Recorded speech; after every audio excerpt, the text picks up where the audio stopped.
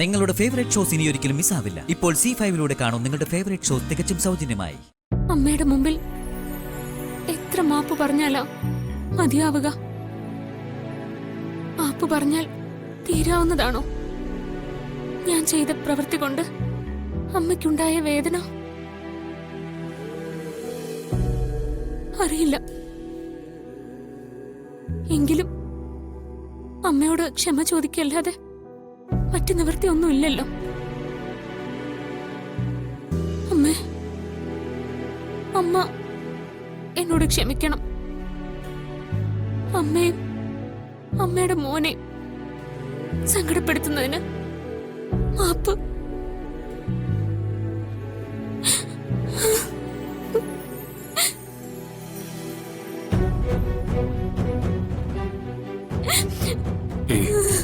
പാർവതി, ഇങ്ങനെ കരയാതിരിക്ക. എന്തിനാ കരയുന്നേ? സാറിന് ഈ ഗതി ഉണ്ടായല്ലോ.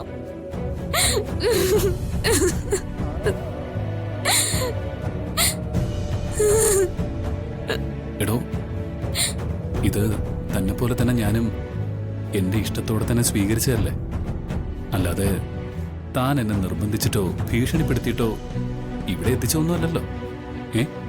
ആണോ? അല്ല. അപ്പോ താനേ ഇത് താൻ കാരണം എനിക്കുണ്ടായ വിധിയാണെന്നോർത്ത് കരയരുത്. അത് തെറ്റാണ്. ഇവിടെ ഇങ്ങനെ കഴിയുന്നതില് എനിക്ക് യാതൊരു പ്രയാസവും ഇല്ല.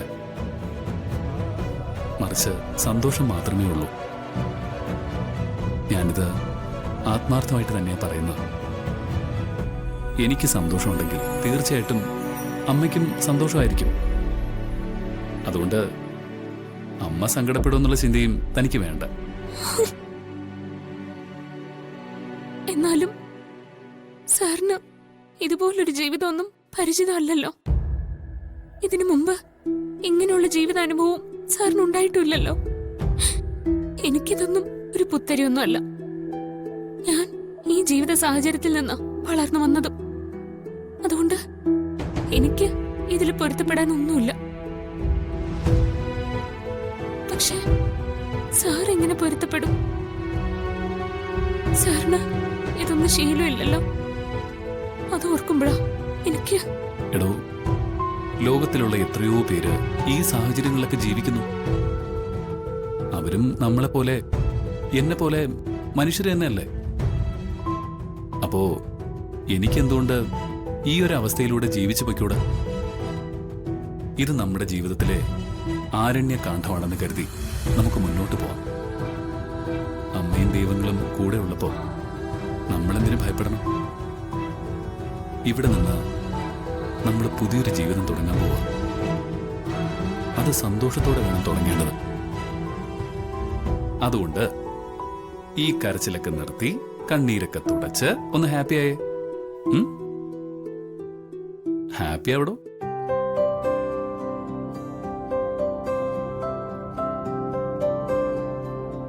ആ അല്ലടോ, ഒരു ആവേശത്തിന്റെ പുറത്ത് നമ്മൾ ഇങ്ങോട്ട് കേറി വന്നു.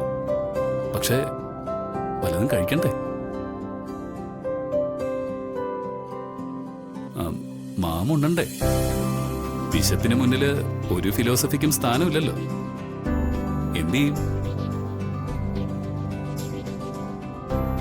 വിശപ്പിന് മുന്നിൽ ഒരു ഫിലോസഫിക്കും സ്ഥാനമില്ലല്ലോ. നമ്മളിപ്പോ എന്ത് ചെയ്യും?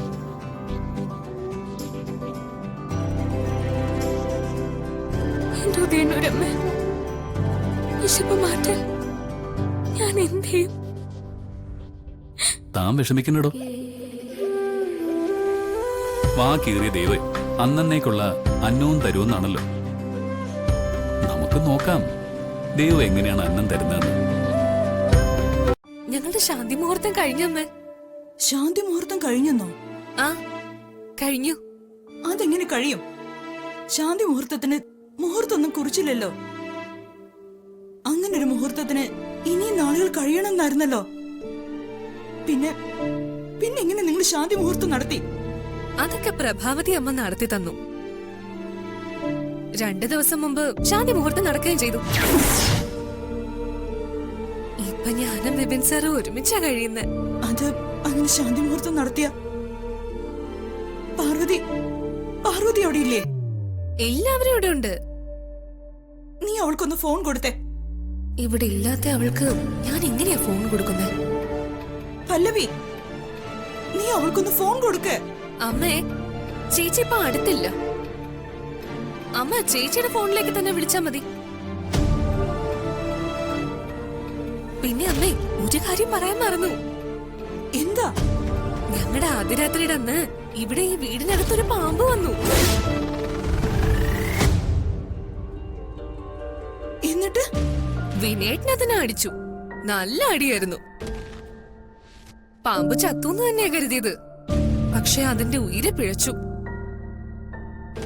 പക്ഷെ ചേച്ചി ആ പാമ്പിന്റെ മുറിവേറ്റ ഭാഗത്തൊക്കെ മഞ്ഞൾ പുരട്ടി അതിനെ പറഞ്ഞയച്ചു. എന്താ അമ്മ, ഞങ്ങളുടെ ആദ്യരാത്രി തന്നെ പാമ്പ് വന്നത്? ഇനി എനിക്ക് വല്ല നാഗദോഷം ഉണ്ടോ? നാഗദോഷമുള്ളവരുടെ ശാന്തി മുഹൂർത്തത്തിന് പാമ്പ് വന്ന് തടസ്സപ്പെടുത്തുമെന്ന് പറയുന്നത് ശരിയാണോ? എടി, നിന്നോട് 100 ആവർത്തി ഓരോന്ന് പറഞ്ഞാലും നീ അത് ചെവി കൊള്ളില്ല. ആ നേരത്ത് പാമ്പ് വരുന്നതിനൊക്കെ ഓരോ അർത്ഥങ്ങളുണ്ട്. നീ ആ ഫോൺ കൊണ്ടുചെന്ന് പാർവതി കൊടുത്തേ. അമ്മേ, അമ്മ അവളുടെ നമ്പറിലേക്ക് വിളിച്ചേ. എനിക്ക് ഇതിൽ അവളോട് സംസാരിച്ചാ മതി. നീ അത് കൊണ്ടുപോയി കൊടുത്തേ. കൊടുക്കാൻ. അത് അമ്മ. എന്താടി, അവൾക്ക് വല്ല പറ്റിയോ? അമ്മേ, അവളും വിശാൽ സാറും കൂടി ഈ വീട്ടിൽ നിന്ന് ഇറങ്ങിപ്പോയി.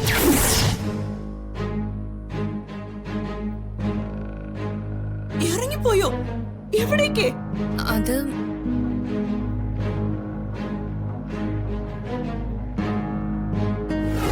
ഇത് എന്റെ തീരുമാനം തന്നെയാണ്. ഒരുപാട് കാരണങ്ങളുണ്ട്. അതെന്തൊക്കെയാണെന്ന് എനിക്കിപ്പോ ആരോടും പറയാൻ പറ്റില്ല. അതുകൊണ്ടാ എല്ലാ ഉത്തരവാദിത്തങ്ങളും അമ്മയെ ഏൽപ്പിച്ച് ഞാൻ ഇവിടെ നിന്ന് പോകുന്നത്. എനിക്ക് വലുത് ഗായത്രി അമ്മയും വിശാൽ സാറും നിങ്ങളൊക്കെ. ഞാൻ പോകുന്നത് നിങ്ങളുടെ എല്ലാവരുടെയും സമാധാനത്തിന് വേണ്ടി.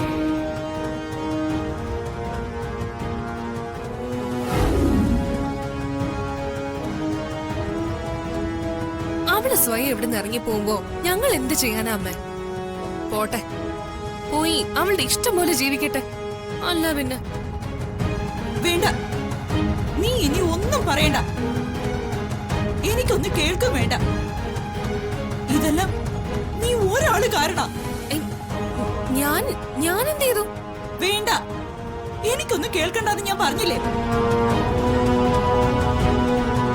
ഡൗൺലോഡ് ചെയ്യൂ C5 ആപ്പ്. കാണൂ എല്ലാ എപ്പിസോഡുകളും സൗജന്യമായി.